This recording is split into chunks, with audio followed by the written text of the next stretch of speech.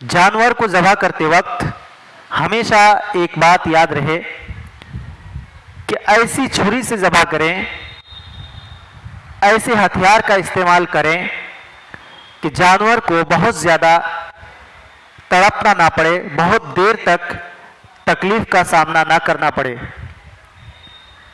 इसलिए हमें ज़रूरी है कि हम उसके साथ इहसान करें, हम उसके साथ भलाई का मामला करें, बिल्कुल बेदर्दी से उसको ज़बह ना करें।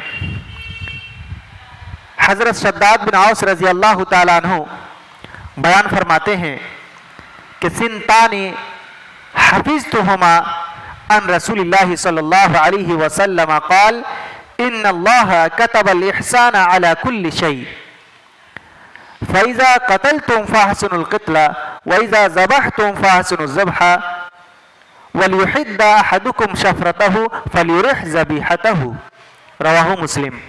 वो बयान फरमाते हैं कि मैंने दो चीज़ों को अल्लाह के नबी सल्लल्लाहु अलैहि वसल्लम से याद रखा कि आप सल्लल्लाहु अलैहि वसल्लम ने फरमाया कि इन्नल्लाह कतबल इहसान अला कुल्लि शै, कि अल्लाह रब्बुल आलमीन ने इहसान को लिख दिया है हर चीज़ पर। इज़ा क़तलतुम फ़अहसिनुल क़त्ला, जब तुम कत्ल करो तो अच्छे से कत्ल करो, और जब तुम जानवर को ज़बह करो तो फ़अहसिनुज़ ज़ब्हा, अच्छे से ज़बह करो। वलियुहिद्द अहदुकुम शफ़रतहु, और चाहिए कि तुम में से कोई जब ज़बह करे तो अपने चाकू को तेज़ कर ले, उसकी धार को तेज़ कर ले। वलियुरिह ज़बीहतहु, और अपनी ज़बीहा को, जिस जानवर को ज़बह कर रहा है उसको आराम पहुंचाने की कोशिश करें, यानी बहुत ज़्यादा तकलीफ़ ना हो। इस तरीके से ज़बह करें कि जानवर को बहुत ज़्यादा बहुत देर तक तड़पना ना पड़े। रवाहु मुस्लिम। इस हदीस से हमें यह पता चलता है कि जब हम जानवर को ज़बह करने के लिए तैयार हों तो सबसे पहले अपनी छुरी को तेज़ कर लें, इसलिए कि जब छुरी तेज़ होगी और हथियार आपका मजबूत होगा, धारदार होगा, उससे जब जानवर को ज़बह करेंगे तो उसको बहुत ज़्यादा देर तक तड़पना नहीं पड़ेगा, बल्कि आसानी के साथ वो जानवर ज़बह हो जाएगा। और इस्लाम की यही तालीम है। और एक हदीस है, हज़रत इब्न अब्बास रज़ी अल्लाह ताला अन्हुमा बयान फरमाते हैं कि मर्रा रसूलुल्लाह सल्लल्लाहु अलैहि वसल्लम अला रजुलिन वाज़िइन रिजलहु अला सफ़हति शातिन वहुव युहिद्दु शफ़रतहु, कि एक आदमी के पास नबी सल्लल्लाहु अलैहि वसल्लम गुजर रहे थे, यानी आप सल्लल्लाहु अलैहि वसल्लम का गुजर हुआ एक ऐसे आदमी के पास से, एक ऐसे शख्स के पास से जो शख्स जानवर के रुखसार पर अपना पैर रखा हुआ था, वह युहिद्दु शफ़रतहु, और जानवर के रुखसार पर अपना पैर रखकर वो चाकू और छुरी को, हथियार को तेज कर रहा था। और वो जानवर वही तलहदु बिबसरिहा वही तलहदु इलैहि बिबसरिहा, और वो जानवर, वो बकरी उसकी तरफ निगाह उठाकर देख रही थी। वही तलहदु इलैहि बिबसरिहा। तो नबी सल्लल्लाहु अलैहि वसल्लम ने फरमाया वहां कि अफला क़ब्ल हाज़ा अव तुरीदु अन तुमीतहा मौतात, क्या ऐ शख्स तूने पहले ये काम क्यों नहीं कर लिया, यानी पहले अपनी छुरी को क्यों ना तेज कर लिया? क्या तुम चाहते हो कि एक जानवर को कई मौत मारो, यानी अंतुमी तहा मौतात, यानी कई बार कई तरह के मौत तुम मारो, उसको कई मौत देना चाहते हो, यानी एक मौत की तकलीफ नहीं बल्कि कई एक मौत की तकलीफ देना चाहते हो, जबकि तुम ज़बह एक ही बार कर रहे हो, एक ही जानवर को कर रहे हो, तो उस एक जानवर को कई जानवरों के बराबर या कई मौत के बराबर क्यों तकलीफ दे रहे हो?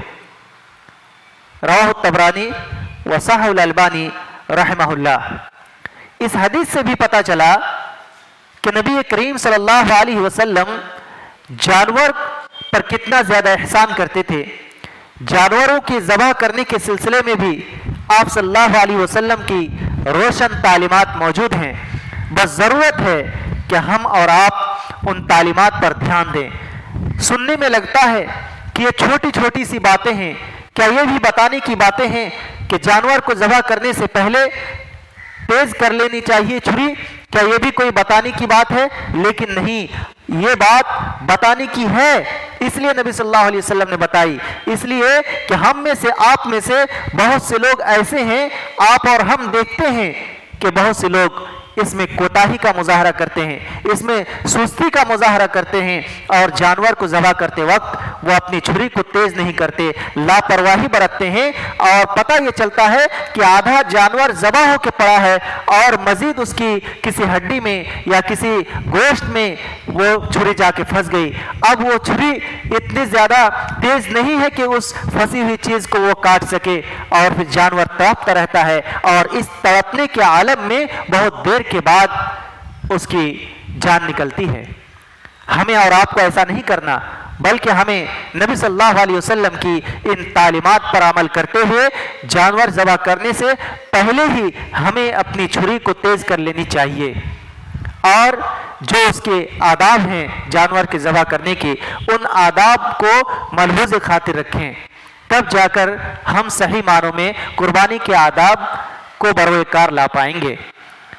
حضرت عائشہ صدیقہ رضی اللہ تعالی عنہ بیان فرماتی ہیں کہ اللہ کے نبی صلی اللہ علیہ وسلم نے حکم دیا، امارا، وہ فرماتی ہے ان رسول اللہ صلی اللہ علیہ وسلم امارا بکبش اقرن یطو فی سواد ویبرک فی سواد وینظر فی سواد فاوتی بہ لیضحی بہ، کہ نبی صلی اللہ علیہ وسلم نے ایک دمبا لانے کا حکم دیا۔ کیسا؟ بکبش اقرن، سینگ والا، یطو فی سوادن، جو چلتا تھا کالے میں، یعنی اس کے پیر کالے تھے،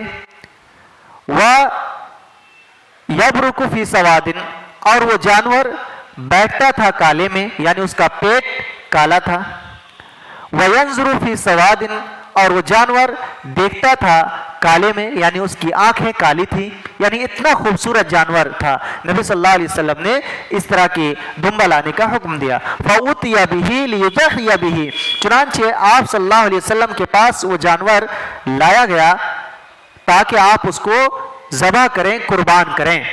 نبی صلی اللہ علیہ وسلم کے پاس اس طرح کا جانور لایا گیا، لِيُضَحِيَ بِهِ، تاکہ آپ صلی اللہ علیہ وسلم اس کو قربانی کریں۔ فقال یا عائشہ، فقال یا عائشہ حلم المدیہ، نبی صلی اللہ علیہ وسلم نے فرمایا اے عائشہ ذرا چھری لانا، یعنی اے عائشہ چھری لے کر آؤ۔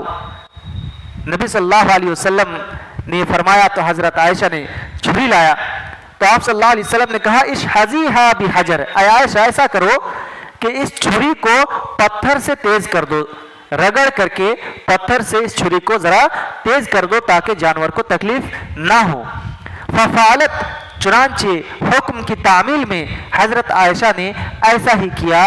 ثم اخذہا، چنانچہ آپ صلی اللہ علیہ وسلم نے اس چھری کو لیا، اور اخذ الکبش، اور اس دمبے کو لیا، اور کیا کیا؟ فأشجعہ، اس کو چت لٹایا، ثم ذبح، اور اس کو ذبح کیا، ثم قال، اور آپ نے فرمایا، کیا فرمایا؟ کیا کہہ کے ذبح کیا؟ بسم اللہ اللہم تقبل من محمد وآل محمد ومن امت محمد ثم ذبح بہ۔ نبی صلی اللہ علیہ وسلم نے یہ دعا فرمائی کہ اللہ تو اس قربانی کو قبول کر محمد کی جانب سے، محمد کے آل کی جانب سے، اور محمد کی امت کی جانب سے۔ ثم ذبح بہ، پھر آپ صلی اللہ علیہ وسلم نے اس جانور کو ذبح کیا۔ اس حدیث میں بھی اگر آپ غور کریں گے تو چھری تیز کرنے کی بات آئی، کیونکہ جب حضرت عائشہ کو چھری لانے کا حکم دیا گیا اور آپ رضی اللہ تعالیٰ عنہ چھری لے کر آئی، تو نبی صلی اللہ علیہ وسلم نے فرمایا اشحذیھا بحجر، کہ اس کو پتھر سے رگڑ کر کے کیا کرو؟ تیز کرو۔